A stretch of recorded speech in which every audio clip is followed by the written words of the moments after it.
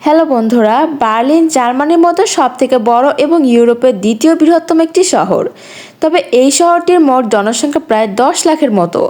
Berlin কিন্তু ইউরোপের সবচাইতে আইকনিক জায়গাগুলির মধ্যে কিন্তু অন্যতম একটি জায়গা। জার্মানির রাজধানী হিসেবে পরিচিত বার্লিন তার সংস্কৃতি স্বভাবের জন্য বিশ্বব্যাপী কিন্তু বেশ বিখ্যাত অর্জন করে রেখেছে। এই দেশটিতে না গেলে বোঝা যাবে না এই দেশটির আসল রহস্য এবং রোমাঞ্চকর সব ঘটনা। অবশ্যই কিন্তু এই দেশটি একবার হলেও ভ্রমণ করতে হবে। একবার আপনি বার্লিনে গেলে আপনি সারা শহর জুড়ে অসংখ্য বার এবং পাব দেখতে পাবেন। তবে এই শহরটির লাইফ কিন্তু এর বিশ্বব্যাপী খ্যাতি রয়েছে। বেশিরভাগ পাব এবং ক্লাবগুলিতে কিন্তু রাত 3টে পর্যন্ত খেলা থাকে, আর এগুলোতে কিন্তু মানুষকে মাতাল বানানো হয়। রাত হলে এদেশের ছেলে মেয়েদের মজা এবং ফুর্তি উপভোগ করতে কিন্তু ভিড় লেগেই থাকে। বার্লিনে কিন্তু টেলিভিশন টাওয়ার হলো এই শহরে অবস্থিত সবচেয়ে উঁচু একটি টাওয়ার। তবে এই টেলিভিশন টাওয়ারটি কিন্তু বার্লিন ফ্রেন্সের জম নামে বেশ পরিচিত, যা মাটি থেকে কিন্তু প্রায় 300 মিটার উঁচুতে দাঁড়িয়ে আছে। এই টেলিভিশন টাওয়ারটি জার্মানির সবচেয়ে উঁচু বিল্ডিং এবং সমগ্র ইউরোপিয়ান কিন্তু ইউনিয়নের মতো তৃতীয় এবং উচ্চতম বিল্ডিং হিসেবে বিবেচিত হয়। তবে এই কাঠামোটির নির্মাণ কাজ কিন্তু 1958 সালে শুরু হয়েছিল এবং শেষ হয়েছিল মাত্র 1961 সালে। বার্লিনের যুদ্ধের ফলে জার্মান সেনাবাহিনী আত্মসমর্পণ করে। বার্লিনের যুদ্ধ হলো কিন্তু দ্বিতীয় বিশ্বযুদ্ধের সময় সোভিয়েত ইউনিয়নের দ্বারা একটি আক্রমণাত্মক অভিযান। তবে এটি বার্লিনের পতন নামেও বেশ পরিচিত, যার ফলে অ্যাডলফ হিটলারের মৃত্যু হয়েছিল, যিনি 1941 সালের 30 এপ্রিল নিজেকে গুলি করেছিলেন। সোভিয়েত ইউনিয়নের বিজয়ের পর ইউরোপের দ্বিতীয় বিশ্বযুদ্ধের অবসান ঘটে। অনেক যুদ্ধের পর কিন্তু এই দেশটি স্বাধীনতা লাভ করেছিল। তবে দেশটি কিন্তু প্রকৃতভাবে ব্রিটিশদের হাতে চলে গিয়েছিল, কিন্তু এই দেশের কঠোর পরিশ্রমের কারণে কিন্তু দেশটি আবারও ফিরে এসেছে এই দেশের জনগণের কাছে। তবে দেশটিতে কিন্তু জনসংখ্যার দিক থেকে অনেকটাই কম, কারণ এই যুদ্ধের সময় কিন্তু অনেকে আহত এবং নিহত হয়েছিল, যা কিন্তু গণনার বাহিরে। বার্লিনে কিন্তু প্রথম সিমলেস কন্ডম আবিষ্কৃত হয় 1994 সালে। জুনিয়াস ফ্রম আধুনিক সিমলেস কন্ডম আবিষ্কার করেন, যা দ্রুত কিন্তু জনপ্রিয় লাভ করেছে কিন্তু এই দেশটি থেকেই। জুনিয়াস ফ্রম এই গর্ভধারীকে নারীদের জন্য ক্রমাগত জনপ্রিয়তা অর্জন করে, যার ফলে কিন্তু নাংসিরা এই কন্ডম কোম্পানিকে বিক্রি করার জন্য তাকে চাপ দেয়। বার্লিনে কিন্তু জুলজিক্যালের গার্ডেনকে বিশ্বের সবচেয়ে বেশি পরিদর্শন করা চিড়িয়াখানা হিসেবে বিবেচিত করা হয়। তবে আয়তনের দিক থেকে কিন্তু চিড়িয়াখানাটি অনেক বড় ছিল। 82 একর এলাকা জুড়ে বিস্তৃত এই চিড়িয়াখানাটিতে 20,000-টিরও বেশি প্রাণী এবং 13টি কিন্তু বিরল প্রজাতি রয়েছে। তবে এই দেশটিতে এমন অদ্ভুত অদ্ভুত সব প্রজাতি রয়েছে, যা কিন্তু এই দেশ ছাড়া অন্য কোনো দেশে খুঁজে পাওয়া বিরল হয়ে যাবে। বার্লিন শহরে প্রায় 180টি বিভিন্ন ধরনের মিউজিয়াম রয়েছে, যা কিন্তু বিশ্ববিখ্যাত শিল্পকলা এবং মহান ঐতিহাসিক নিদর্শনে পূর্ণ।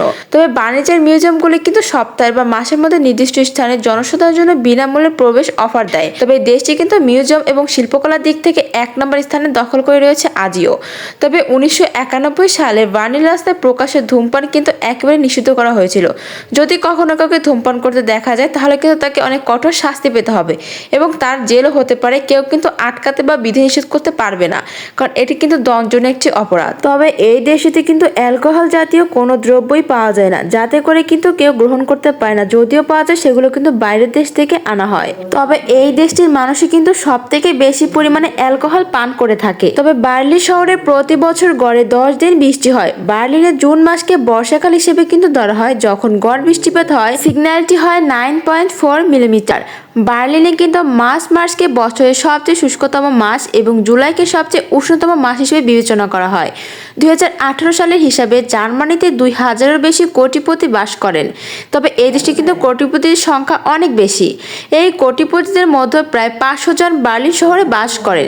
2015 সালের একটি সীমারেখায় দেখা গেছে যে প্রতি 2 জন বার্লিনবাসীর মধ্যে কিন্তু একজন অবিবাহিত। তবে এই সমীক্ষায় আরও বলা হয়েছে যে বার্লিনের অনেক মানুষ দাম্পত্য জীবনে স্থায়ী হতে অস্বীকার করে। বার্লিনবাসী যারা বিয়ে করতে চায় না, তাদেরকে স্পাইসি কিড হিসেবে উল্লেখ করা হয়। এটি প্রায়শ তরুণ প্রজন্মের জন্য প্রযোজ্য, যারা কিন্তু বিশ্বাস করে যে সুখী জীবনের জন্য বিবাহের প্রয়োজন নেই। বার্লিন শহরে মেয়েরা বিবাহ জিনিসটাকে কিন্তু অনেক অস্বীকার করে। তারা মনে করে কিন্তু বিয়ে না করে তারা স্বাধীনভাবে চলাফেরা করতে পারবে। বার্লিন শহরে মেয়েরা বিয়ের আগে কিন্তু ফুর্তিতে মেতে ওঠে, এজন্য কিন্তু তাদের বিয়ের প্রতি অত আগ্রহ থাকে না। তারা মনে করে বিয়ে করলে হয়তো তারা এরকম সুন্দর জীবন কাটাতেই পারবে না।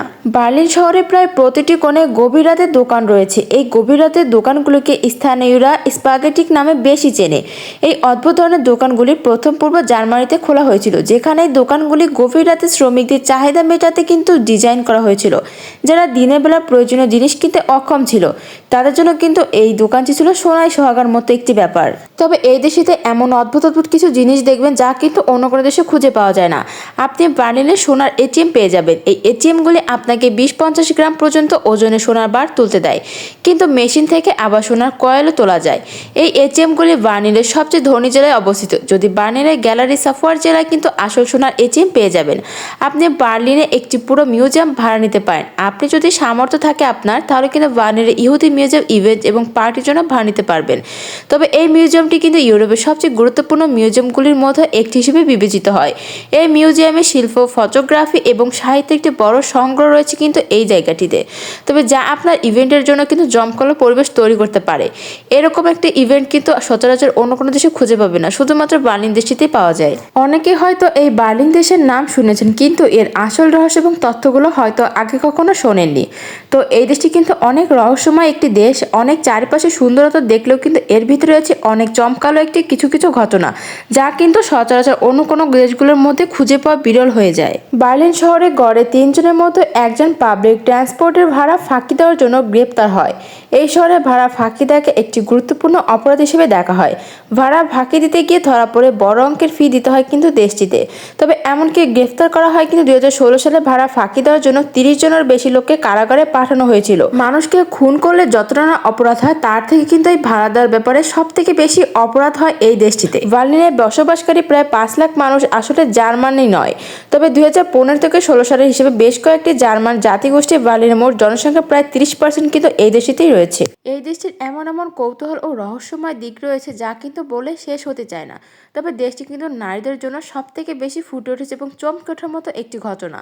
তবে এই দেশে কিন্তু নারীরা দিনে কখনো দেখা যায় না তাদের। তারা কিন্তু রাত হলে নাইট, বার, ক্লাব এগুলোতে আনন্দে মেতে ওঠে, কিন্তু তারা কিন্তু কখনো আনন্দগুলো একা করে না। তাদের সাথে কিন্তু অসংখ্য পর্যটকের ভিড় লেগেই থাকে। তো বন্ধুরা, বার্লিন দেশটি আপনাদের কাছে কেমন লাগলো? এই ছিল আমার আজকের ভিডিওটি। তো আপনাদের কাছে যদি ভিডিওটি ভালো লাগে তাহলে কিন্তু অবশ্যই চ্যানেলটি সাবস্ক্রাইব করবেন এবং আমার পাশে থাকবেন। ধন্যবাদ সবাইকে। খোদা হাফেজ।